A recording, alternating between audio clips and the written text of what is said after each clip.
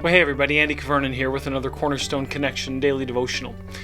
I don't know about you, but as I've been in conversations with different people here in the church, but also in the neighborhood or different places, I sense a lot of angst amongst people. We read the news, and there's a lot going on.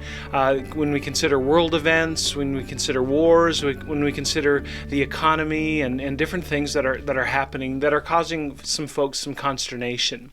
And I want to bring you to a passage today in the Psalms that reflects, I think, an environment that is not unlike the one we're experiencing now, and in fact is not unlike the world since the fall of man. The reality is that there's always been stuff to worry about when it comes to worldly issues, things that are of the world, things that are happening in our world.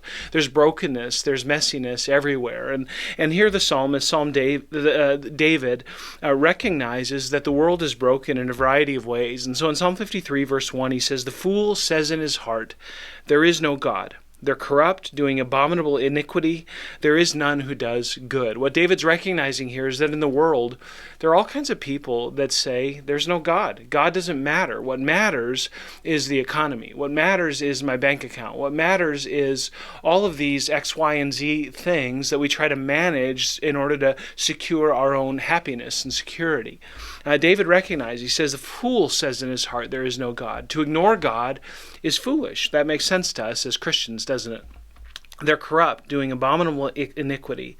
There is none who does good. And then he goes on. He says, look, God looks down from heaven on the children of man to see if there are any who understand, who seek after God. Is God looking for those who help themselves, who manage their bank accounts and their economy and different things like that? What's he looking for? Well, it says he's looking for those who seek after God.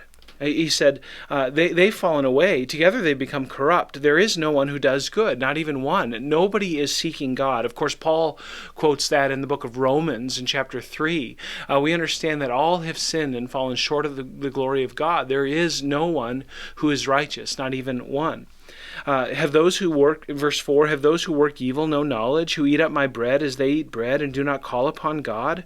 There they are in great terror, where there is no terror. For God scatters the bones of him who encamps against you.